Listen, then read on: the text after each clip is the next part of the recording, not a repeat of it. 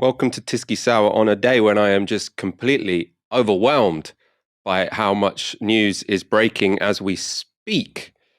There is due to begin very soon a press conference in Downing Street. Boris Johnson, Patrick Vallance and Chris Whitty will be discussing the new COVID rules, or the now absence of all COVID rules and all support measures. It's going to be very interesting to see what Chris Whitty and Patrick Vallance say. We're going to go to that when we get to the question and answers section, because that's normally much more interesting than just Boris Johnson waffling. We're also going live as Putin is giving a very long and rambling history lesson about how Ukraine isn't a real country. He has said he is going to accept or recognize the independence of two regions in the east of that country. So two really big breaking stories we're going to be talking about tonight. We also have for you an update on liberals in this country being sent round the bend by a New York Times podcast, which shines a light on their Islamophobia, and Epstein's BFF having died in prison. To cover all of this, I'm joined by Ash Sarkar. How are you doing, Ash? I'm very well, thank you, Michael. I am just ready to get cracking on this day of breaking news. It's good you're ready to get cracking. We got no time to waste. As ever, though, we do want to know your comments, your questions. Tweet them on the hashtag TiskySour or put them in the comments box. Boris Johnson was supposed to set out today England's plan for living with COVID. Instead, he delivered no plan and just encouraged us all to ignore COVID. Because of the efforts we've made as a country over the past 2 years, we can now deal with it in a very different way, moving from government restrictions to personal responsibility. First, we will remove all remaining domestic restrictions in law. From this Thursday, 24th of February, we will end the legal requirement to self-isolate following a positive test. And so we will also end self-isolation support payments, although COVID provisions for statutory sick pay can still be claimed for a further month. We will end routine contact tracing and no longer ask fully vaccinated close contacts and those under 18 to test daily for 7 days. And we will remove the legal requirement for close contacts who are not fully vaccinated to self-isolate. Until the 1st of April, we will still advise people who test positive to stay at home, but after that, we will encourage people with COVID-19 symptoms to exercise personal responsibility, just as we encourage people who may have flu to be considerate to others. From today, we're removing the guidance for staff and students in most education and childcare settings to undertake twice-weekly asymptomatic testing. And from the 1st of April, when winter is over and the virus will spread less easily, we will end free symptomatic and asymptomatic testing for the general public. We will continue to provide free symptomatic tests to the oldest age groups and those most vulnerable to COVID. And in line with the practice in many other countries, we're working with retailers to ensure that everyone who wants to can buy a test. So a legal requirement to self-isolate will be replaced with guidance, but only until April, at which point you should go to work when sick. If you do want to do the responsible thing anyway and self-isolate, there'll be no financial support, but you probably won't know anyway, as free tests are on their way out. As we expected, there were no announcements on ventilation or any other investment that could keep us all safe from COVID and other respiratory viruses. This is how Keir Starmer responded. Huge efforts have been made over the last 2 years, and we would not be where we are today without the heroism of our NHS and key workers, those who pioneered and rolled out the vaccines, and the sacrifices that people made every day to follow the rules and protect our public health. We must honour the collective sacrifices of the British people and do everything possible to prevent a return to the loss and lockdowns we've seen over the last 2 years. The Prime Minister promised to present a plan for living with COVID, but all we've got today is yet more chaos and disarray. Not enough to prepare us for the new variants which may yet develop, an approach which seems to think that living with COVID means simply ignoring it. This morning, he couldn't even persuade his own health secretary to agree the plan. So what confidence can the public have that this is the right approach? Mr. Speaker, we have to take the public with us, and that requires clarity about why decisions are being made. So will the Prime Minister publish the scientific evidence behind his decision to remove the legal requirement to self-isolate, including the impact on the clinically extremely vulnerable, for whom lockdown has never ended? Having come this far, I know the British people will continue to act responsibly, and they will do the right thing, testing and then isolating if positive. What I can't understand is why the Prime Minister is taking away the tools that will help them to do that. Free tests can't continue forever, but if you're 2-1 up with if you're 2-1 up with 10 minutes to go, you don't sub off one of your best defenders. The Prime Minister is also removing self-isolation support payments that allow many people to isolate and weakening sick pay. These are decisions which will hit the lowest paid and the most insecure workers the hardest, including care workers who got us through the toughest parts of the pandemic. It's all very well advising workers to self-isolate, but that won't work unless all workers have the security of knowing that they can afford to do so.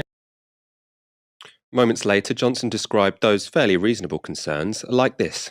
He asks about the clinically extremely vulnerable, and that's, of course, an entirely reasonable question. But what we are going to do is make sure that they continue to be protected with priority access to therapeutics and, of course, to vaccines as well. He asks about testing, Mr. Speaker, which is absolutely satirical, because week after week, month after month, I've listened to the Labour Party, Mr. Speaker, complaining about NHS testing, denouncing the cost. Did you not hear them, Mr. Speaker? Denouncing the cost of NHS test and trace, and now they want to continue with it when, Mr. Speaker, we do not need to go on with it in the way that we are currently doing. So he asks about our ability to do tests, or our domestic ability to manufacture tests. It's as though he doesn't know, Mr. Speaker, that we have in this country now one of the biggest manufacturers of lateral flow tests in Europe. Mr. Speaker, this is a leader of the opposition who, as I say, has shown an absolutely ferocious grip of the wrong end of the stick. It's quite a good line, but I don't know if he should have been joking about such a serious topic. Keir Starmer was asking about the clinically vulnerable, who are at this point in time, understandably, incredibly worried, because Boris Johnson is now saying, let's all just completely ignore COVID-19. If you're sick, forget about it, essentially. If you can go to work, go to work. Don't even try and find out if you've got COVID-19. Ash, I should sort of introduce this question by saying I might have to cut you off very rudely at some point if the questions and answers start at the Downing Street press briefing. But for now, can I get your take on what we've discovered today, what was announced in Parliament earlier? So from the latest available polling, which is from December, what Boris Johnson has announced in terms of scrapping free tests is not popular with the public at all. It's a very, very marginal position, but it's not a marginal position on his own backbenchers. And I think we can see this move as a fairly cynical attempt to shore up his support, because he's, of course, quite vulnerable as the Partygate scandal rumbles on. He's looking at what's going into Sir Graham Brady's inbox, and he's looking to beef up his support amongst those lockdown skeptic and, quite frankly, COVID denialist portions of his own party support. That's what this is about, plain and simple. It's got nothing to do with how you effectively shift into a phase of pandemic management, which you could plausibly describe as living with COVID. Because every measure that's been announced, the weakening of self-isolation payments, returning to statutory sick pay only, which we know is set at an absolutely risible level in this country, and the scrapping of free testing, what this effectively does is throw income poor people onto the mercy of the pandemic.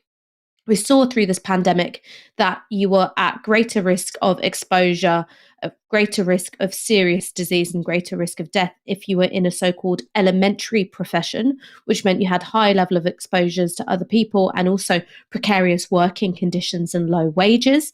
That's exactly the group of workers who are most endangered by this measure, because they have a weaker position when it comes to taking time off work, and they also have more limited incomes, which means that they're less likely to be able to afford testing, which isn't free. This also, once again, throws disabled people, even more so than they have been, on the mercy of the pandemic as well, because having priority testing for them isn't enough. It's like saying, okay, if you're disabled, you get to wear seatbelts, or you get to abide by the speed limit, but nobody else does. If I'm not testing and I'm walking around and I'm completely unaware whether or not I've got COVID, I am more likely to infect somebody who is clinically vulnerable. So, from a healthcare perspective, this is completely reckless. And from a political perspective, it is entirely cynical. And I'm afraid Keir Starmer's performance, some of his performances in the Commons have been quite good. This was a really lackluster performance. The concession of saying, we can't have free testing forever. Well, why not? People don't pay for STI tests. I can't think of other tests for infectious illnesses which are charged at the point of use. So why can't you keep free testing? Absolutely disgraceful from the Prime Minister, and I think, unfortunately, weak from the Leader of the Opposition. Yeah, I suppose on that testing issue, because watching the address in Parliament today, I frankly thought it was completely disgraceful. It was just Boris Johnson saying, any support we gave you is over. We can't do that anymore. Just get used to it. Go to work when you're sick. If you're clinically vulnerable, apologies. Right. Essentially, that's what it sounded like to me. I do think, though, that, my initial reaction to they're going to end the legal compulsion to isolate, I was like, well, that, maybe we have got to the point of the pandemic where that can be voluntary, but that would need to be combined with an instruction to bosses that if your worker wants to stay at home because they've got COVID-19, let them. And it was the precise opposite, actually, in Parliament today, because Boris Johnson was saying, essentially, unless you're really sick, go into work. That was the message that the public got from that. The same with testing, because I know you're saying, I don't think the test should cost money, but at the same time, I don't think there are any other testing programs whereby you're just encouraged to take them all the time if you don't have any, particular risk factors, for example. So an STI test, obviously it's free, but you go to the STI clinic and you get it, or you go on the website and say, I've been in contact with someone with an STI, blah, blah, blah, blah, blah. So I think this idea that, everyone's encouraged to take 2 lateral flows a week or whatever, I can see how we might want to move beyond that and have a more targeted testing system. But again, that's not really what Boris Johnson was describing. What Boris Johnson was describing was to say, look, don't bother testing. Even if you're symptomatic, don't get a test. Why is anyone, when they've got a sore throat, going to go to the chemist and spend money on a lateral flow test when, even if they find out they've got COVID-19, they're still expected to go to work and they don't get any support if they want to self-isolate? But it's also, don't bother testing if you think that you've been exposed. So to use the STI example, you are encouraged to have an STI test if you think that you might be exposed, not because you necessarily know that someone's got an STI, but because you've had unprotected sex. You are encouraged to have STI tests regularly in terms of, changing sexual partners. These are all things that you are encouraged to do. I don't think that it is, I think it's a false economy to scale back on testing in this way and to impose a charge. And I think that what this is about isn't thinking about how you move to that living with COVID situation where you have the right calibration of interventions, the right calibration of monitoring. It's pure COVID denial. And I think also the problem here is that, for me, the pandemic could have been an opportunity, right? Because I'm of the position that we need to move beyond a situation where we think of COVID-19 as this completely exceptional thing and we sort of separate it from all other public health issues. And we say, this is the disease that we have to completely get rid of and we have to completely transform our lives to suppress it. I think we've moved past the point where that's necessary. But I think what should have happened after this pandemic is to say, okay, we are going to have to live with this virus, but let's make the changes that will make us safer from COVID-19 and make us safer from all other respiratory diseases as well. So that's things like good sick pay. That's things like ventilation in all public buildings. I've seen people make great analogies to how sort of like the cholera epidemics encouraged states to invest in clean water. And like, that wasn't easy. When people say, oh, ventilation, that'd be so difficult. I think ventilating buildings is actually easier than piping cities with clean water. It's just that our government can't be bothered because they don't want to stump up the cash. They don't want to intervene in the economy in the way that would be required.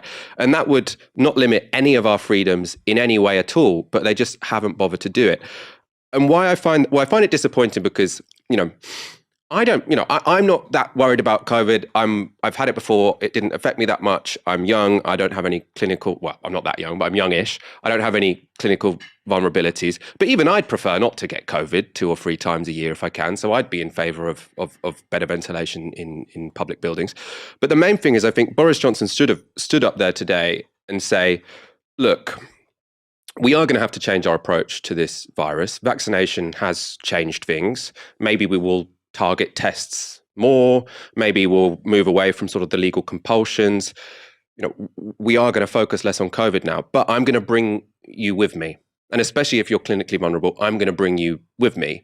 And part of this trade-off is while we go back to sort of the same situation, even though I can't guarantee you're not going to get COVID-19. What I can say is you will be healthier than you were before this pandemic, because what we're going to do is we'll invest all this money into ventilation. So not only are you safer from COVID, you're safer from other diseases. We're going to introduce sick pay. We're going to, I don't even like the word radical because this isn't radical. This is incredibly moderate. We are going to restructure society so it is more inclusive of people with clinical vulnerabilities as we go into the long term.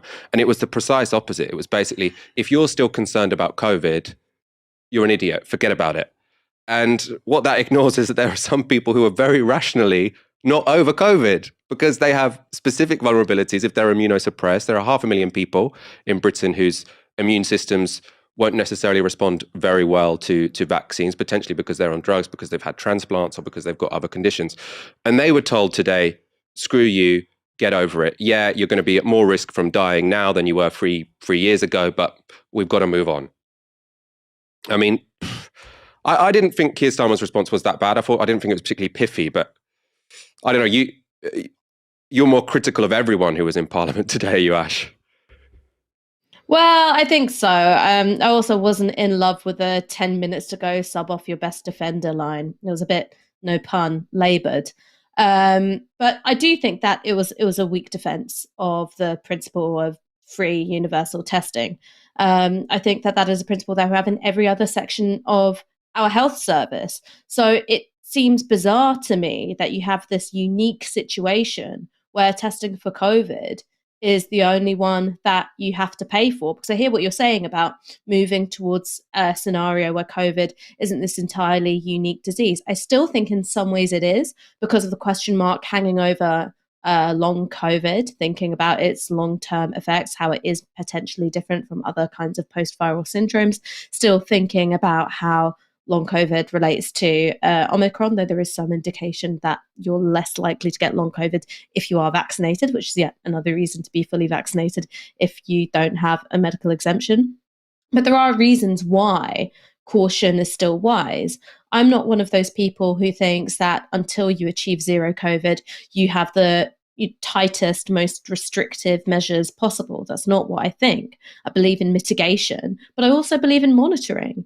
And I think that what the testing policy is about is abdicating that responsibility for monitoring in order to please the headbangers on his backbenchers. It doesn't really have anything to do with all of us having happier, healthier and freer lives, because like you said, if that's what Boris Johnson was after, it would be about investing in ventilation. It would be about facilitating people to take time off sick when they really need it. It would be about bolstering sick pay provision for people. This is just about having your hands over your eyes, your fingers plugged into your ears and going, la, la, la, I'm not listening. I mean, they are, in their defense, they are doing some monitoring. So there were rumors that the whole ONS sort of infection survey was going to get cancelled. They are continuing that. It's ambiguous as to, how much they're going to scale it back. But obviously there are problems with that, which is that, there's a 2-week delay or whatever. The bigger problem for me, though, with that is they haven't said what they're monitoring it for. So again, I think the deal you could have made with people who are rationally more concerned about COVID than someone like me is to say, look, we are going to move away from a situation whereby people always have to wear masks in supermarkets or XYZ other restriction that we've got used to living with. But if the rates of COVID go above this, we'll bring it back. So you can be confident that when we're in a situation where people aren't wearing masks, your risk of catching it is not zero. It's not gone, but it is. It's smaller than it would be. And when the ONS infection survey discovers that 1 in 10 people have COVID, obviously I'm just plucking the number out of thin air now, then that's when we say, okay, now given that we're in COVID season, if that's what we're going to start calling it, maybe or not just maybe, you're encouraged to wear your mask on the tube, you're encouraged to wear your mask in the supermarket. And I think that would be the sign of a society which was a little bit more compassionate than the one that we are moving into now, which is actually kind of less compassionate than before the pandemic, which is really, really depressing, to think we've gone through this huge collective experience as a nation, really difficult. We all had to pull together and we've ended it kind of crueler than we entered it. Like that's depressing, isn't it? Well, yeah, it's wholly depressing because we didn't have a supportive healthcare infrastructure economy for disabled people before the pandemic. And now this framing of the ending of not just all restrictions, but also free testing and the extra income support for COVID self-isolation, it is presenting any sort of concern for the quality of life for disabled people as being antithetical to freedom. So that's how it's being, pushed by Boris Johnson's ministers. They're saying, we will be the freest society. Our liberties are back. I don't feel much freer having to fork out £5 for a lateral flow test, knowing that if I don't, reach my hand into my pocket and do that I'll be endangering the clinically vulnerable people who are in my life. I don't feel particularly liberated by that. I don't know about you. No, I mean, I don't feel particularly liberated by that. Let's go to a few comments. Nicola Curtin with a fiver. So the right-wing English Tories will toddle along and obey this lunacy by Boris Johnson, and they will continue to vote Tory at the next election. Very interesting comment. I did, have a couple of thoughts today about that particular issue, like how will this play out electorally for the Conservatives? So one is, as Ash said, the policies they're announcing today are not popular. People want the remaining restrictions and support measures. They want them to be in place. How much will they care? That's interesting because we might be going back to the days whereby COVID is a bit more like austerity. And when I say that, what I mean is that it's a policy which has an enormous human cost, but its human cost is only to a small subsection of the population. In this case, people who are immunocompromised or immunosuppressed. So the Tories think, oh, we can hammer that group and we'll get away with it. COVID was, before vaccines, this issue which affected us all. Obviously, it didn't affect us all equally, but everyone was, reasonably scared about COVID. Now, COVID is very much a disease where people's risk profiles are, extremely differentiated. If you're my age and you're vaccinated, you don't have much to worry about at all. If you're older and you're vaccinated, you've got a normal immune system, you don't have that much to worry about. Then if you're immunosuppressed or immunocompromised, there's still a significant risk there. So the Tories might think, all right, now it's a minority issue. We don't have to even think about it anymore. Brutalist with 20 quid, thank you so much. To celebrate getting my first job out of uni, I'm clinically vulnerable and Novara have helped me to feel seen throughout this pandemic. Thank you. Thank you so much for that really lovely message. And yeah, I hope you're not feeling too, down today, because I do think that, the Prime Minister has severely let you down. Les Watts with a fiver. I knew the Queen had COVID when she coughed up £12 million for Andrew. We're going to talk about the Queen and COVID a little bit later today. And Holly Peacock, hello, can I have a birthday shout out for myself and my twin sister Bethany? I'm trying to encourage her to become a Tisky watcher. Oh, happy birthday to you, Holly and Bethany. What's she waiting for? If you're watching Tisky, your sister should be watching Tisky as well. I can't think of a possible explanation as to why she wouldn't. Ash, before we go to this question and answers, which I think is, it's here now. Responsibility. How can people take personal responsibility if they may not be able to afford to get a COVID test, even if they're trying to? And do you accept that you're giving Scotland, Northern Ireland and Wales really no choice but to do the same because there won't be additional money for testing? And to Sir Chris and Sir Patrick, many times you've talked about how a lack of testing early on hampered the attempts to save lives. Now there are enough tests, but the government is no longer going to fund free tests for all. I know you've both emphasised the need for good surveillance, but testing is being scaled back. Do you worry that in time that could prove to be a mistake? And just forgive me, Prime Minister, as you've been speaking, President Putin has been talking.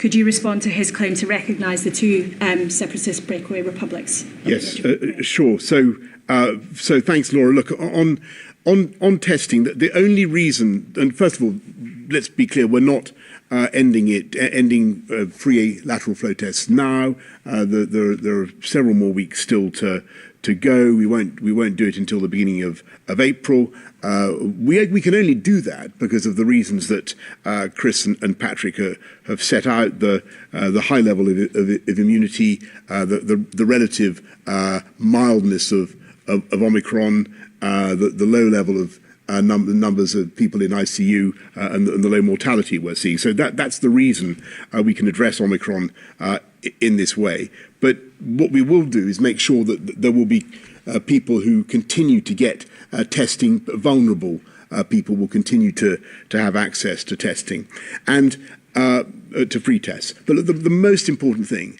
is that, and I hope this is the big takeout from this, the sun is shining, but we're keeping our umbrella, as Patrick said at the end of this, at the end of his remarks. We were going to make sure that we invest in surveillance, and the ONS survey really is world class. It's admired around the world. It gives a lot of very granular data about where cases are breaking out, patterns across the UK. We will keep that going. We will keep observing what is happening because we want to have the keenest pair of eyes in the crow's nest to watch for the iceberg in the form of a new variant. And that's the thing. That's the thing we've really got to test for. And the big surveillance tests are the way to do that. And if we see something like that, then that's the moment to get to Patrick's point. That's the moment when we ramp up and we immediately go back to all the things that we have learnt to do. So we'll have a stockpile of LFDs, of lateral flow tests. We can make at least some of them already in this country. We have labs that will keep going, like the Rosalind Franklin lab, mobile testing units, and so on. So what we want is to have a formula of surveillance followed by surge if necessary. But we can only take the strategy, only adopt the strategy we're adopting today because of the success of the vaccines and the way Omicron is currently responding. And sorry, on Ukraine, just to say, I gathered just as I came into this press conference that Vladimir Putin has effectively announced that Russia is recognizing the breakaway republics of Donetsk and Lugansk. This is plainly in breach of international law. It's a violation, a flagrant violation of the sovereignty and integrity of Ukraine. It is a repudiation of the Minsk process and the Minsk agreements, and I think it's a very ill omen and a very dark sign. And it certainly does not seem to me that it's certainly an indication, yet another indication, that things are moving in the wrong direction in Ukraine. The UK will continue to do everything we can to stand by the people of Ukraine with a very robust package of sanctions, as you know, fortifying the eastern flank of NATO in all the ways that we have, but also being one of the few countries to have given the Ukrainians the defensive, I stress defensive, weaponry that we think is appropriate to their needs. And we will continue to think about what more we can do to support Ukraine in what is clearly a very, very dark and difficult time. I know there was a question for you, in terms of on the testing, there are essentially three reasons for testing. There's surveillance, and I think the intention, as the Prime Minister has said, is to continue surveillance. There will be some modification to that, but the aim is to have a good surveillance system because you need that for policy decisions. The second reason is clinical, to guide treatment. Expectations continue that in the NHS. There are questions about exactly how we do this in terms of getting antivirals to the people who most need them, and that's a key decision that needs to be taken over the next period. And then the third reason, and this is the one that is being scaled back, but not yet, but will be scaled back, is using them for control. But as the Prime Minister said, as and when the surveillance shows you need it, what everybody has stressed is there's the need to be able to stand things up again if necessary, were there to be something that's severe enough to need it. So it's that third area where the biggest changes will really occur. I mean, I don't think anywhere across the world where restrictions are being relaxed, you can have any other view other than that will increase transmission. So that is inevitable as you go back to normal life, that transmission risk increases. At the beginning, we just didn't have tests. We've now got tests, and fortunately we've got lateral flow tests which can be stored and released very quickly. And so it's going to really have to be this rapid detection and response at scale in order to get testing into the right place, depending on what the circumstances are. And as Chris has indicated, at the moment with Omicron, I mean, it's spread very widely. It hasn't caused huge numbers. It has caused some, and it has in other countries caused quite a lot. But in this country, it hasn't caused huge numbers of very ill people or deaths. If that changes, then obviously testing becomes more important. In the meantime, the testing must be there for people who need it. And that definition of people who are in that at-risk group is critical for appropriate use of testing. Thanks. Robert Peston, ITV. A couple of questions. On Ukraine, the recognition of Lugansk and Donetsk is a clear violation of international law, as you say. It's accelerating the breakup of Ukraine. Surely this is the moment to introduce additional severe sanctions. The time for waiting must be past. And on what you've announced today, a couple of questions. One is, after April the 1st, if you get COVID, will you isolate? Secondly, you announced today the end of the self-isolation support package, and within a few weeks you won't be able to get statutory sick pay on day one. You are making it harder for poorer people to do what you think is the right thing, which is to isolate if they get COVID. So, fine, thanks, Robert, very much. So, on the statutory sick pay issue, first of all, and we will continue with the day one payments for the next few weeks. But I think after that, what we need to recognise is that we're effectively dealing with particularly in vaccinated people, with a disease that is like norovirus or flu or any other infectious respiratory disease. And people should think about how they interact with others, and they should be respectful of other people's health and behave responsibly. And that goes for any. The point I'm trying to make is that goes for any infectious disease which you might be bringing into contact with people who are vulnerable. I think in this country, I've often heard it said over the last couple of years that we have a habit of going back to work or going into work when we're not well. And people contrast that with Germany, for instance, where I'm told they're much more disciplined about not going to work if you're sick. and I'm just suggesting that might be the something we could learn. And as for me, I will exercise restraint and responsibility and try to avoid infecting other people. And on your point about sanctions, look, we have to see what exactly has happened in Donetsk and Lugansk in the Donbass area. What I have said before about the package of sanctions is that they will be triggered with the first toe cap of a Russian incursion or Russian invasion. But plainly, what has happened is extremely bad news, and we will be urgently talking to our friends and allies around the world, all of whom are jointly signed up with us in this package of sanctions, because it is.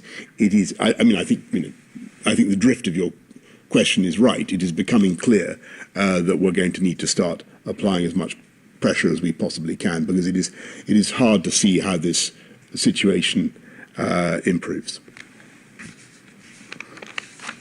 Let's go to Beth Reed of Sky. Thank you. Prime Minister, just to follow up on Ukraine, 10 days ago at NATO. We are obviously going to talk about Ukraine in a moment. First of all, let's talk about what was said there. I was a bit disappointed, actually, they didn't go to Chris Whitty and Patrick Vallance on that second question there, who I'm most interested in hearing from on this. Very interested from Chris Whitty there when he was saying testing, it's for three purposes. So one is clinical. What care does someone need?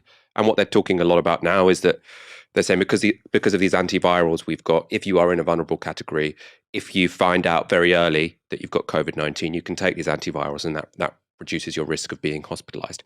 It's only by about 30%, so it doesn't remove the risk, but it does significantly less for it. So he's saying we still need that. Surveillance is one of the other functions of testing. That's going to be done by the ONS. And he says it's control. So people finding out they've got COVID and then not spreading it to other people. That's what's being stood down.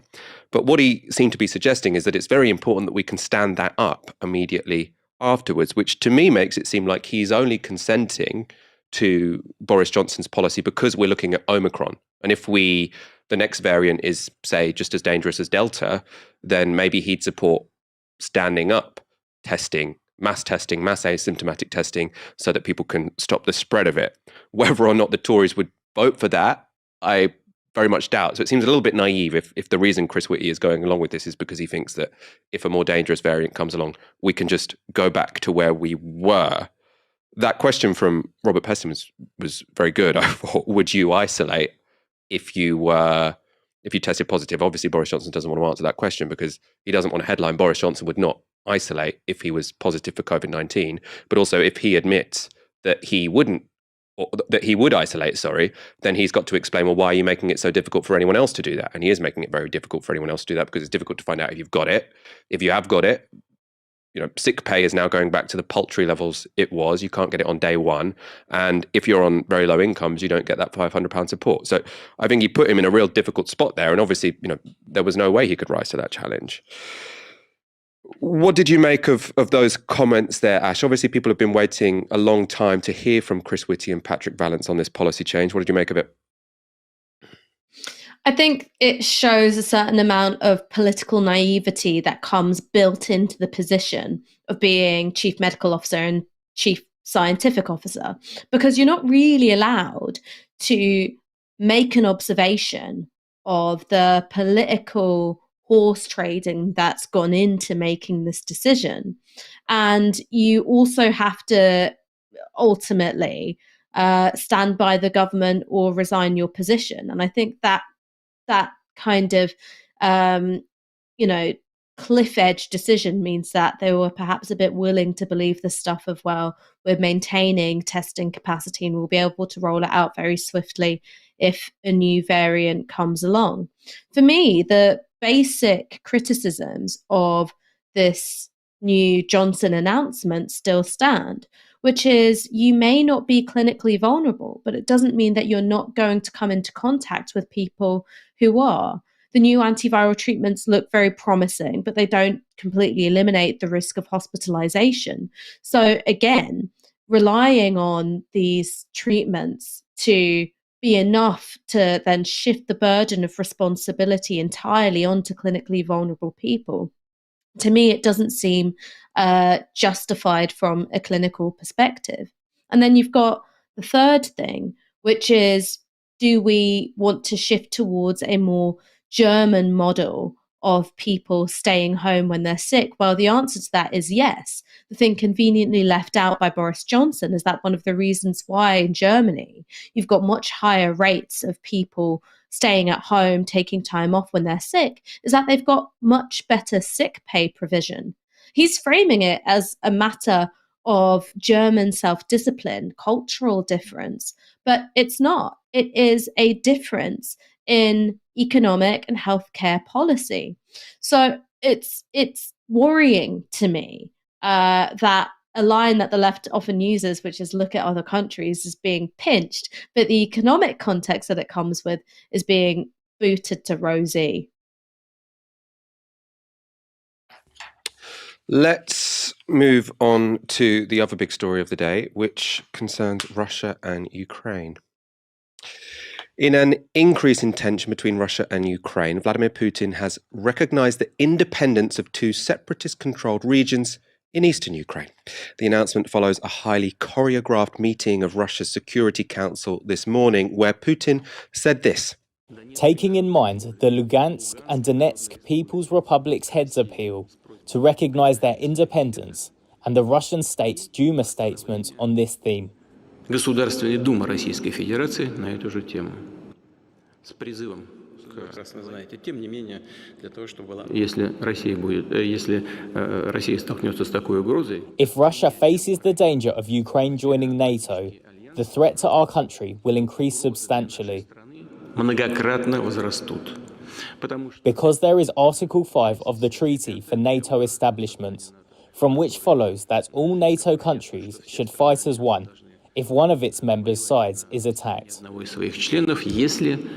So since nobody recognizes the Crimean and Sevastopol people's will, and Ukraine insists that it is their territory, the real threat appears to be to us.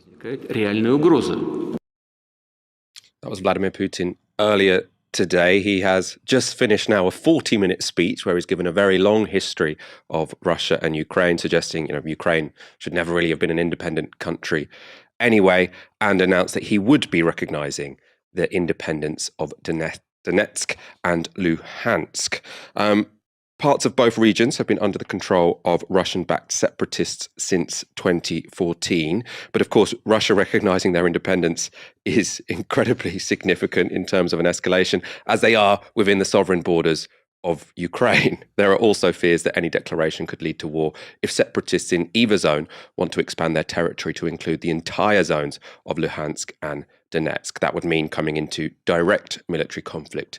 Before Putin announced that he would be declaring independence, or recognizing the independence, of these two regions, a former Ukrainian defense minister had said, those regions are regular towns where people live regular lives. Any attempt to occupy those areas would be direct violent aggression by Russia into Ukraine. There would be war. There would be some attacks, resistance, deaths, casualties, losses, and there would be trials against Putin as a war criminal. Ukraine has lots of weapons there, and Ukraine is not going to give it up just like that. Why the hell should we? It's like someone comes to UK and says, now I think this town should belong to France. Obviously, it's going to be a very nasty process, dramatic and tragic. The legal consequences of that are exactly as if Russia go to Kiev. It's the same territory of the same sovereign state. Now, of course, the ex-defense minister there was talking about those parts of Donetsk and Luhansk which aren't currently controlled by Russian separatist places where there is still, Ukrainian army barracks, where there is still towns of people who are living under the authority of Kiev. And he's saying, if now, after Donetsk and Luhansk have declared independence, they want to occupy the whole geographical territory of Donetsk and Luhansk, then that will be war, essentially.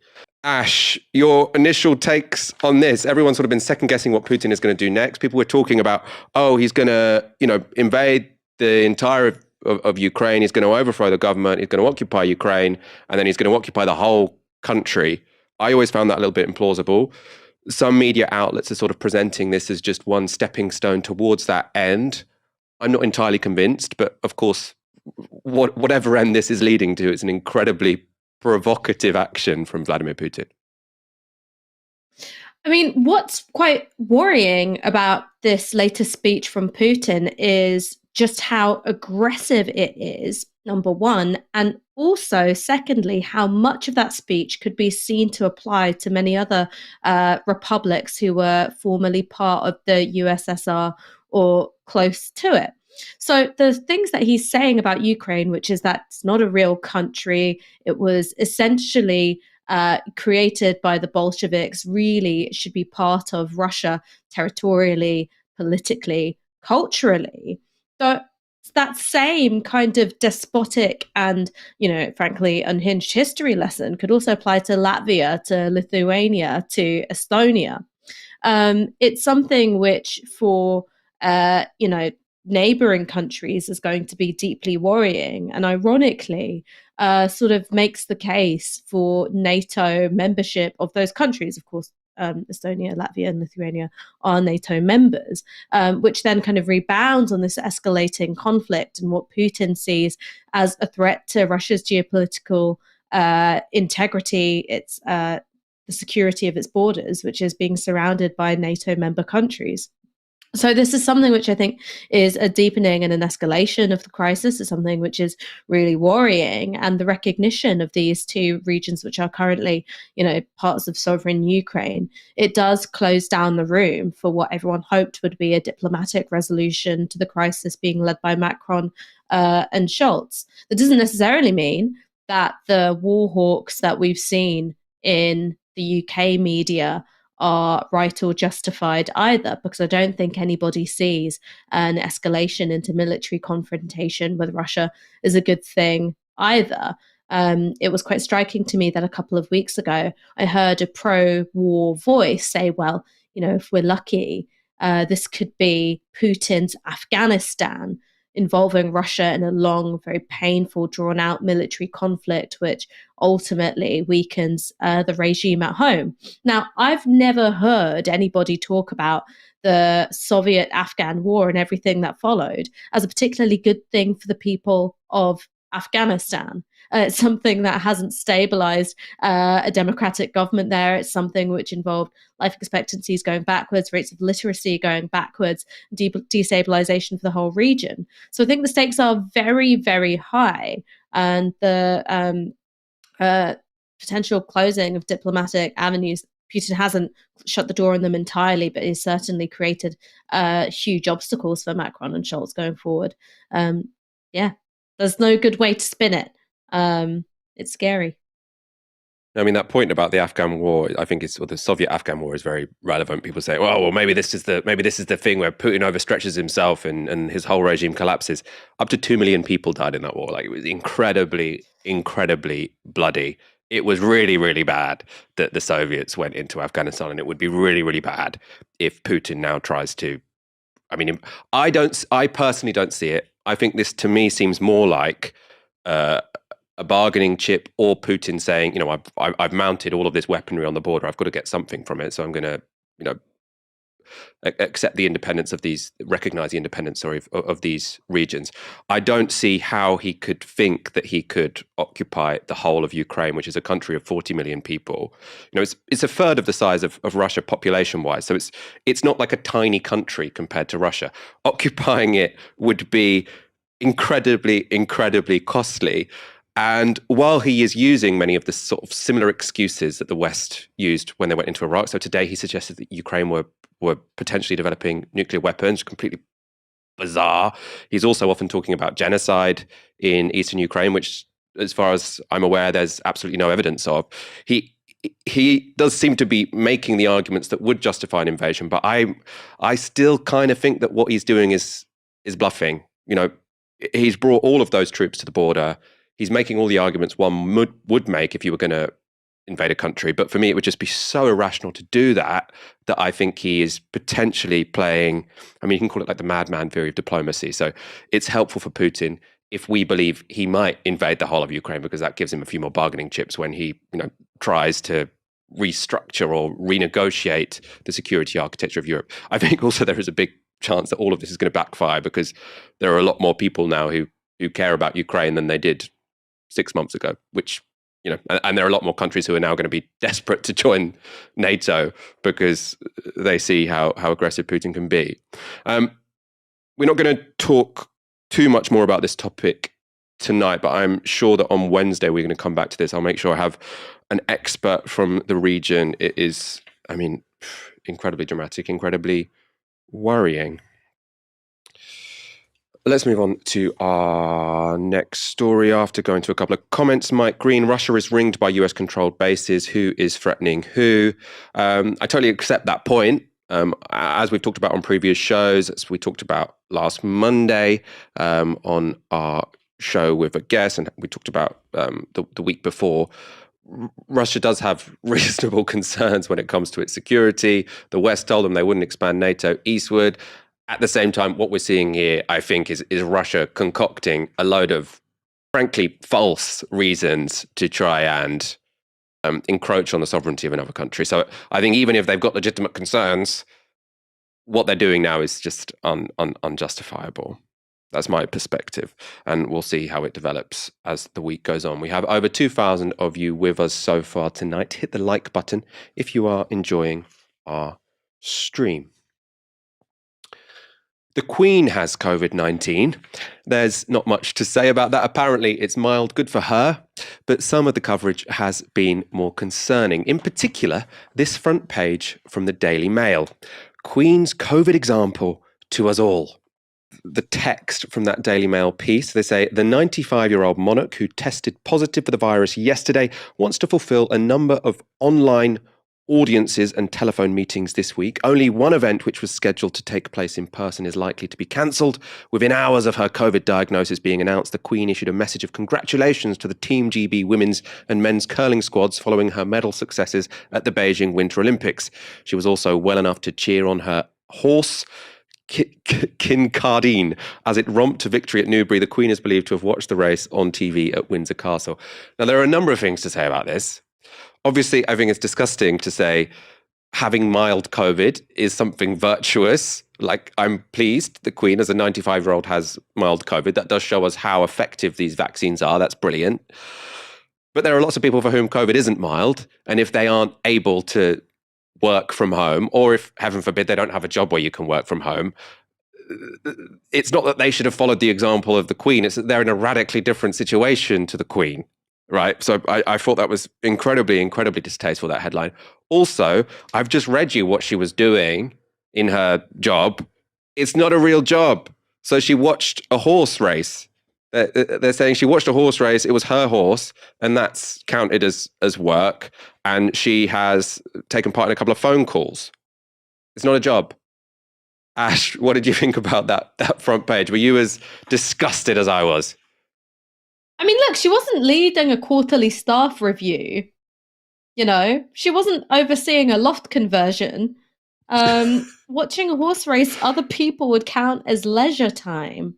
So I think this kind of speaks to the collective delusion that is having a monarchy and a press that upholds royalist sentiment. It means that everything they do is seen as a kind of moral yardstick by which you measure the rest of the country.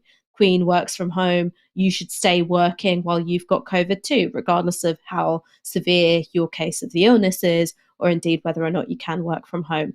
I always think it's really interesting the way in which the kind of minutiae of a royal's day-to-day existence is held up as being morally virtuous. I remember a couple of years ago, the Queen was pictured taking a walk outside, and there was a Breathless article saying, can you believe she's out and about and she's in her 90s? And it's like, yeah, that's great. If she was my gran, I'd feel really happy about that. But the idea that it is some kind of moral characteristic that she's able to go about her daily life, I think is frankly bizarre. Imagine if we talked about anyone else in the same tones. Imagine if I saw you at a bus stop, Michael, I was like, can you believe it? Michael Walker at his ripe old age at a bus stop, of all things, an example to us all. The minute you take a step back and you strip royal news stories of their mysticism and their sanctity and their deference, they're just really bizarre pieces of writing. I mean, even if they aren't royal, I just feel like if you're very healthy and you're 95, good for you, fantastic. But you know, that's great. You're quite lucky. You don't have to say, "Oh, isn't it brilliant that she's 95 and healthy? What a morally virtuous person." Lots of people are unhealthy, way younger than 95, and I mean, I think that deserves sort of compassion as opposed to just like, I don't know, implicitly blaming people. Next story. One might assume that if a prime minister breaks his own laws, he should have to resign. But Boris Johnson doesn't appear to think so. Johnson has handed in his questionnaire to the Metropolitan Police, who will now have to decide whether he broke lockdown rules by attending Downing Street parties. Sophie Rayworth pushed the PM on how he'd respond, if they did decide to fine him. At home, you have handed in your questionnaire to the Metropolitan Police about parties during lockdown in Downing Street, in government. What did you tell them? I absolutely promise you, Sophie, as soon as I have something more to say about this matter, I will do so. But I can't give a running commentary of any kind, and it wouldn't be right. It wouldn't be right to do so. But as soon as I am able to say something, I assure you, you will be amongst the very first to know. But if the police find that you have broken the law, broken your own laws that you wrote, will you resign? Can I just undertake to make sure that as soon as I have something meaningful to say about this, which will be at the end of the process, I will make sure I do it to you, to the BBC, and I'll have a lot more to say about this in due course. But it's not something that is being investigated. I'm asking you as a point of principle. You wrote those laws, you told the nation to abide by them, you went on television night after night and told them to abide by them. If you are found to have broken them, broken your own laws, I understand will you stay in your job? I understand the question you're raising, but any answer would be interpreted as a point of commentary about the process. I've got to leave. It's a matter of principle, surely. It's not a point of commentary. I've got to leave. You must forgive me. I can't comment about a process that's currently underway, and I won't. It isn't a process underway. It's something in the future. The police are looking at something that has happened. I'm asking you about something that is in the future, because once the police come back and they tell us what happened and whether or not you broke the law, whether or not you will be fined, at that point you will have to decide. Nothing would give me greater pleasure than to give you full and detailed answers to all this stuff. I genuinely can't, because we've got a process underway. There is not a jot I can say until it's done. You can answer it though. I mean, you're choosing not to. It doesn't prejudice anything. The police, there's no jury involved. There's not a court trial. It's the police. It's a process, and you have handed in your questionnaire, so that is done. But you're obviously choosing not to. Were there parties in your flat during lockdown? Can I just respectfully, humbly, and with all, I can't say anything more about this until the process is complete. It will be completed. I can't say anything more about this while there's an investigation going on. That is just a lie. There is literally no single reason why you cannot say whether you would resign if you were found to have broken the law you set. Like, that doesn't prejudice any case. This line he keeps up, I couldn't possibly comment on that. There is no one who is asking him not to comment on that, apart from his own press advisors, of course. There is no justifiable reason not to answer that question. Also, it's just so patronizing. Oh, don't worry, Sophie. When I do want to say something, I'll tell you first. Ash, I mean, we've got new nations being recognized and dramatically changed COVID rules, but I still do find it notable and frustrating how disingenuous he is in every interview he does. Well, yeah, because the real answer to that question of will you resign if it's found that you have broken the law is, well, depends. Are you going to make me? And he can't say that, but that's the truth. He's going to go, well, look, let's just see, where my political capital is at that particular point. I don't know. Maybe we'll be at war in Ukraine. I don't know. Maybe I'll have, fired David Davis out of a cannon. Anything can change. Maybe I'll have ditched Carrie and I'll be on a new wife. Maybe I'll have another son by then. Who knows? The future's a long time away. That's the honest answer. And that's the answer which Boris Johnson can't give. He can't make it a point of principle to resign if he's broken the law, because in the court of public opinion, at least, it's very clear that he has. We'll see what way the Metropolitan Police fall.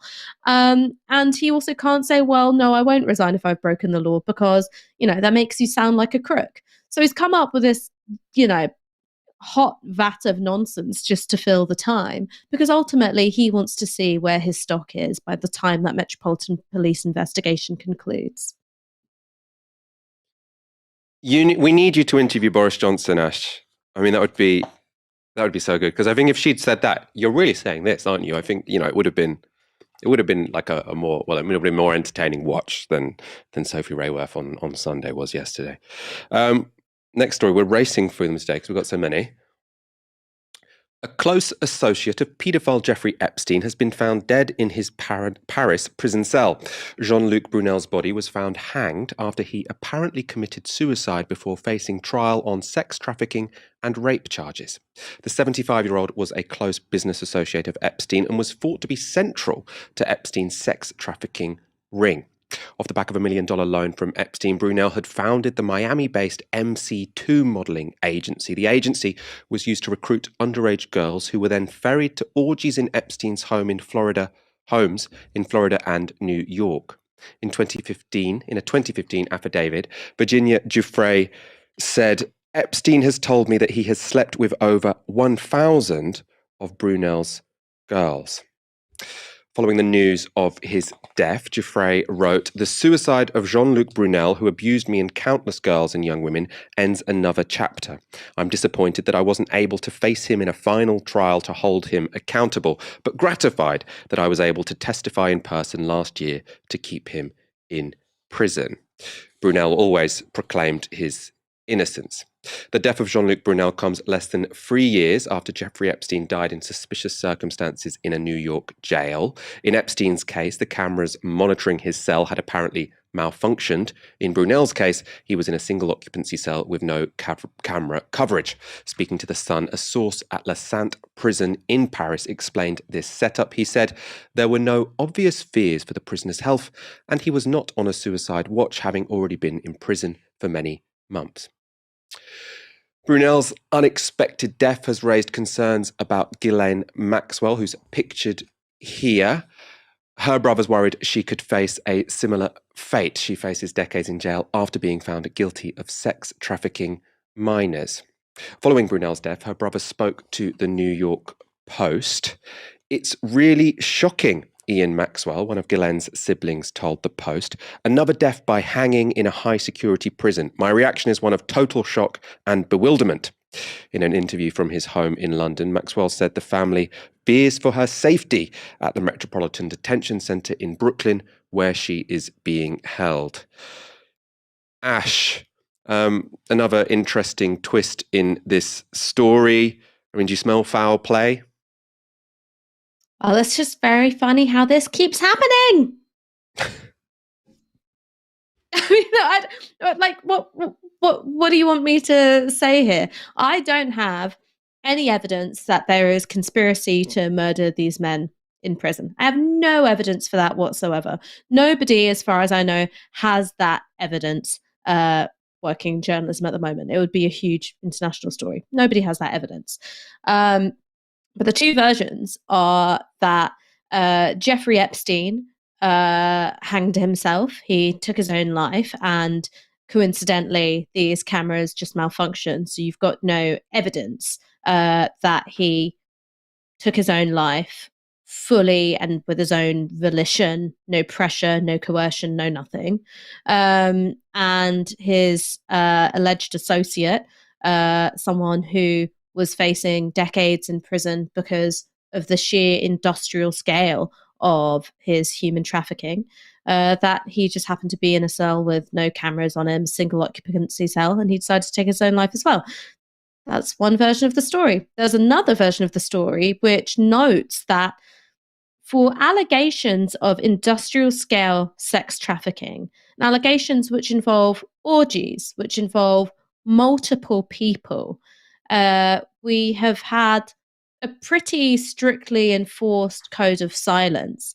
No new names being spilled other than by the victims, of course, but none of these co-conspirators have spilled the beans on who else attended these orgies. And I don't know. I just wonder if dead men don't talk. They don't talk. And that's all I'm saying. There's no way to have this conversation without sounding like a conspiracy theorist. But I don't think that it is outlandish to suggest that there are very powerful, very wealthy people who feel that they're above the law, who have been immune from accountability, being held to account by the criminal justice system for very many decades now, who would rather keep a lid on their participation in orgies which involved minors and sexually trafficked and exploited young women.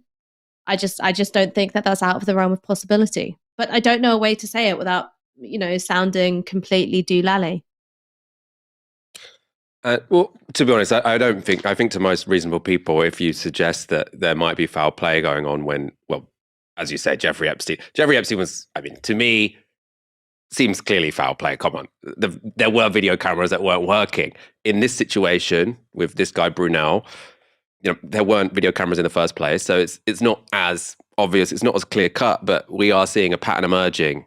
And there are lots of people who want these people dead. So as I say, you're absolutely right. We've got no concrete evidence, or at least we don't hear that this was foul play. But, if I was Ghislaine Maxwell, I would just be desperately saying, I am not going to speak. I am not going to speak. I am not going to speak. Hell. I would, if I was Ghislaine Maxwell, I'd be like, I've had my vocal cords surgically removed.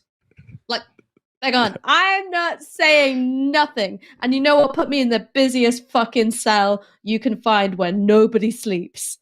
I want eyes on me at all fucking time. But then again, if I was Ghislaine Maxwell, I'd have just enjoyed being a billionaire, enjoying all of that money that, my father stole from a pension fund and not gotten involved in the sex trafficking of minors. So, a real sliding doors thing. You're allowed a GoPro in jail. She could have a sort of Frances Bourgeois thing where she sort of wears a camera which is constantly on her. And then it would be much harder to take her out if that's what your intentions were. You're not allowed photography devices in jail or communications devices. Sorry. Well, why is that, Ash? Why is that? You've got to ask the question. Maybe this goes very, very deep. All the way to the top. Let's go to our next story, which is about a fake conspiracy. This one wasn't real, but everyone pretended it was. So the other way around. Because the supposed protagonists were much less powerful in this case. One moment. A New York Times podcast has exposed the Islamophobia which drove a moral panic around a group of majority Muslim schools in Birmingham. It's called the Trojan Horse Affair and investigates how a fake letter led to the widespread perception that a group of Muslim teachers and school governors were part of an Islamist conspiracy. The podcast has been released to widespread acclaim, but as we'll explain, some in the UK media are losing their minds over it. We'll come to those reactions in a moment. First, let's look at the background. The scandal began in 2014 when Birmingham City Council received a letter in the post. It appeared to contain the details of an Islamist plot called Operation Trojan Horse to infiltrate schools in the UK and to seed extremist ideas in the minds of pupils. The council passed the letter to the Home Office and the Department of Education. A few months later, in the spring of that year, the letter was leaked to the press, where it sparked a hysterical frenzy of speculation, accusations, and outright panic. The BBC reported that an Islamic takeover plot was being investigated. The Birmingham Mail warned of a jihadist plot to take over the city's schools, and the Telegraph warned of Trojan horse plotters' links to terrorism in Syria. There was a major problem with all of these stories, though. The letter was a hoax. Nonetheless, a judgment was made that that didn't matter. There could be no smoke without fire, and the Department of Education launched an urgent inquiry into extremism in Birmingham's schools. Michael Gove was in charge of education at the time. He appointed a former head of Britain's counter-terrorism efforts, Peter Clark, to run the investigation. A bogus letter had launched a new front in the war on terror. In the end, the investigation found no evidence of extremism, terrorism, or radicalisation in any school, but a subsequent Ofsted inspection would criticise some teachers for attempting to apply undue religious influence on their pupils. Given we are a country where denominational schools are seen as perfectly acceptable, this is a long way from the Islamist plot the media had warned about, but news crews still camped out in school playgrounds on the release of Ofsted's verdict. Do you accept there may not have been a Trojan horse plot, but there seems to have been a group of governors and male teachers who have wanted to perhaps turn this more into a faith school? That is effectively what's happened. Well, that's a very, very different issue from an extremist plot. And of course, the reason why we've got the national... But it's still a serious issue because that's not what is supposed to be going on here. But I think we need to first and foremost say that this was a serious accusation, and we need to at least reflect on the fact that despite a dodgy dossier with no evidence found, a draconian... But there are still very serious allegations. I mean, what on earth was a secular school taking a whole busload of children off to Saudi Arabia for? I mean, at taxpayers' expense. What's that got to do with British values? Well, in the same way, if we went to France or Spain or anywhere else, the whole world, you can't say that. No, okay, come on. What is the justification for taking a busload of children at vast expense, £47,000, to Saudi Arabia? What British values are enshrined in this? Because I don't represent the school. What I've come. Well, let me ask you. What is there? What's that got to do with a secular state school? What has going to any normal school, going to any other trip? 99% of our children in this school are Islamic faith. They are Muslim children. It is chosen by the parents of what trip they would like the children to go to. And this isn't the first trip that was taken. But this is not a faith school. This is not a faith, but if the mosque wants to take them to Saudi Arabia, that's a different matter. But then why did Ofsted not criticise this in the 2013 report? If Ofsted had made this crystal clear in 2013 report that we do not like it, maybe wouldn't have gone ahead. My daughter went on this trip. This trip in 2013 was praised for its international links. The point raised by the parent in that clip was significant. The fact the schools catered to the faith of the vast majority of their students had previously been praised by Ofsted, who'd granted many of the schools outstanding status. It was only in light of the Trojan horse hoax that these practices were painted in a sinister light. Indeed, many were then put in special measures, and according to The Spectator, who depicted a young Muslim boy with a sword and Quran, students were being taught to hate. Given how huge this so-called scandal was and the massive impact it had, it might come as a surprise that barely any journalistic effort had gone into working out who was responsible for the original Trojan horse hoax. That was until journalists Hamza Saeed and Brian Reed took on the case. This is from the trailer for the Trojan horse affair. A leaked letter outlining a plot by hardline Muslims. The letter looked to be... Well, Hamza, you want to explain this part? The letter looked to be a secret communique between Islamic extremists who'd been infiltrating the city schools in a supposed plot called Operation Trojan Horse. The letter was bizarre, unsigned, incoherent, badly Xeroxed, yet still, it sparked one of the biggest school scandals in British history. Government investigators descended on Birmingham. The country beefed up its counter-terror policy. By the time it all died down, schools were revamped, teachers lost their jobs, some people were banned for life from education. The fallout has been huge. Prime Minister David Cameron, as we said, is calling a special meeting of the government's extremism task force. The former head... But what I always found suspicious about this whole affair is that this dodgy letter suggesting extremists were taking over our schools, nobody ever found out who wrote it or why. Remarkably, none of the investigators even tried. I'm on episode 3 of this podcast series so far. I'm enjoying it. Ash, I know you've listened to the whole of it though, and you've also interviewed its creators. Can you talk about the significance of this podcast series before we talk about the freak out from some of the people it potentially talked about? I mean, it's a hugely significant podcast. One, because it is a joint New York Times and Serial production, and they have completely transformed how investigative journalism is conducted and consumed by a huge audience. And what their investigation does, I think, it's one of the first things that I've read or listened to, sorry, which really gets to grips with how Islamophobia functions in British society. Because the podcast does three very important things. The first thing it does is that it puts together a credible theory for how the Trojan horse hoax was put together and who was responsible for it and why. It's theory. You don't end up with a kind of deathbed confession moment, but it puts together quite a credible theory of how it came about. The second thing is throughout the podcast, you have this ongoing conversation between Brian Reed, who is a veteran podcaster and investigative podcast producer, an American guy, a white guy, and you've got Hamza Syed, who was a medical student turned journalist. This is his first news story, and obviously is a British Muslim rookie reporter. And between the two of them, you have this ongoing dynamic where they're discussing what good journalism is. Is it steadfastly neutral, steadfastly non-partisan, or does it try and reflect some of the experiences, concerns and perspectives of historically marginalized people? So what's the relationship between impartiality and troubling dominant narratives? And that's something which goes on throughout the whole podcast.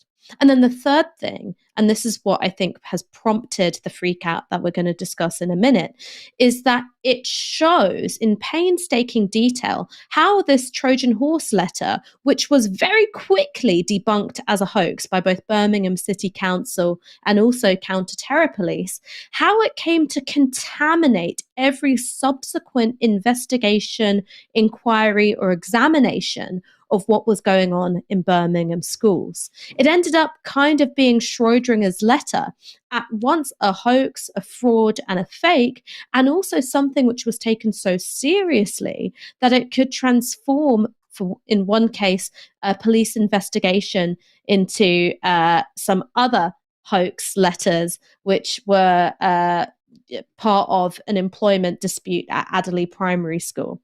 And I think that this examination of how at every level people were willing to believe the most outlandish allegations, and they suspended their disbelief. They did not do their due diligence on checking claims, checking the credibility of testimony at every level. This failed to happen because the story was wrapped up in this clash of civilizations, war on terror, deeply Islamophobic narrative around British Muslims essentially being a kind of fifth columnist within UK society. And it is that examination which I think prompts the freak out that we're going to talk about in just a second.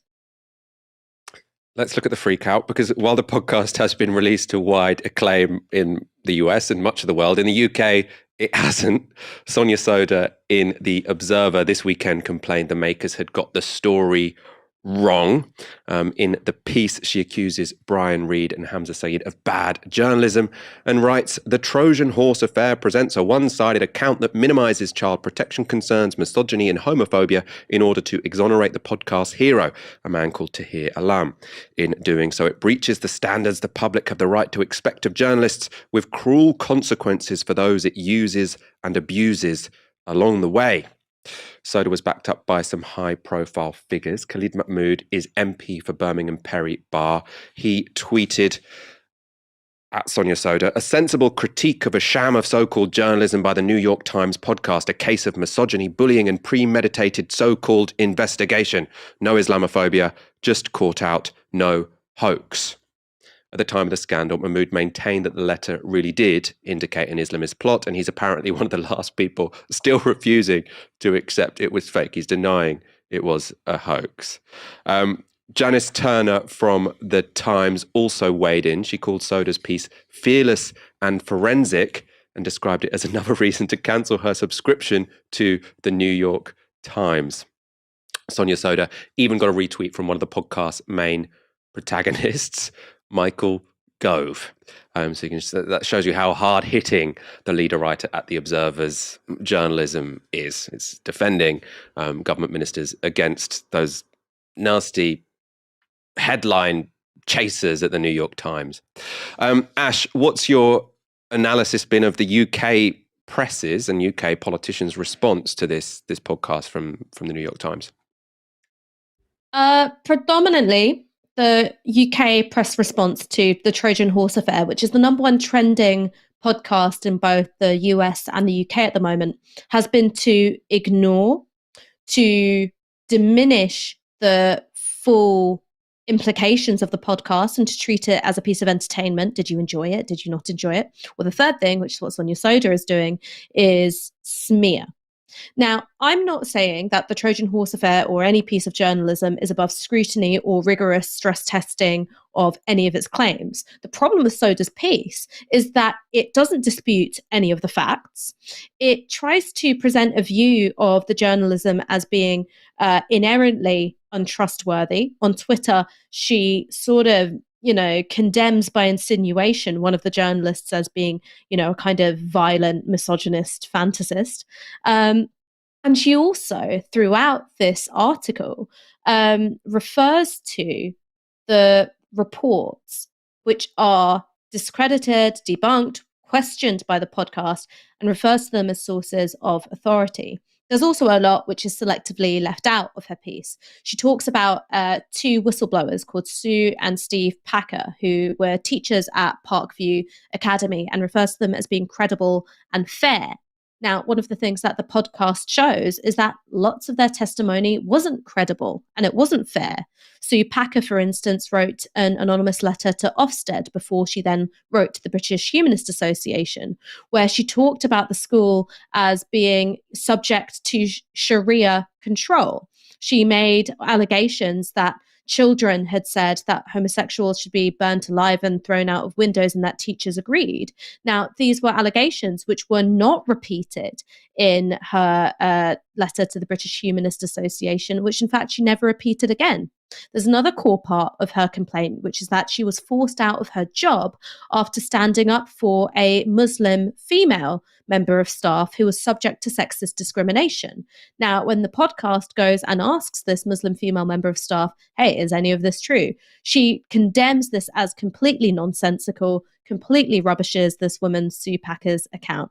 And there are all sorts of things which show that perhaps not all of their testimony was credible. It certainly wasn't fair. Now, that isn't what Sonia Soda engages with at all. So I think what this speaks to isn't a good faith attempt to stress test the findings of this podcast, and it should be stress tested. There should be, I think, rigorous questioning of the podcast and following up on its claims and its theories. But that's not what Sonia Soda does. Instead, what she does is provide liberal, progressive cover for an Islamophobic conspiracy theory, which is, look, even if the letter is a hoax, you know what these people are really like. And any attempt to question that dominant narrative should be viewed with suspicion. And there's one last thing that I'd say, which is I mentioned that this podcast presents what I view to be a credible theory, or the most credible theory which has appeared so far for the origins of the Trojan Horse hoax letter. Now, as far as I know, and as far as Hamza Sayed and Brian Reed know, nobody has followed up on this theory. Nobody has asked the person who it is suggested wrote the letter, or someone close to them wrote the letter. No one has followed up with this person. No one's asked them questions. They haven't been doorstopped. They haven't been, hounded with a microphone while at work. And they're still a head teacher at a Birmingham primary school. Now, that should tell you something about Britain's press and its willingness to leave certain stones unturned if it allows them to maintain a prejudice or a falsehood that they've been key in spreading for a long time. There are veils of silence which are dropped around certain issues. There are lines which are drawn, and it effectively says, do not cross these if you want to be considered a respectable or a serious journalist. Now, unforgivably, two journalists at the New York Times and Serial decided to cross that line, and that's why they're being treated in the way that they are. And if you want to know more about this, Ash has a brilliant podcast out. Sign up to our iTunes or any good podcast application. Is that the correct thing to tell people to do, Ash? I don't know. Just search for it. It's Downstream. You can tell by the title that it's about the Trojan horse affair. Look, man, it's late. I've not eaten dinner. I can't remember anything. But you definitely should listen to it. And you should listen to the podcast. The transcripts of the podcast are also helpfully available on the show's website, on the New York Times. So if you're someone who likes to go over details and to read them, you can do that as well. I really, really recommend listening to it. Sorry, it's been a very long evening for me, so I'm forgetting what the shout out should be. Obviously, sign up, subscribe to the Novara Media podcast channel on Spotify, iTunes, or whatever app you use. Ash, thank you so much for joining me this evening. Thank you for having me. Thank you for tuning in tonight. We'll be back on Wednesday at 7 p.m. For now, you've been watching Tysky Sour on Novara Media. Good night.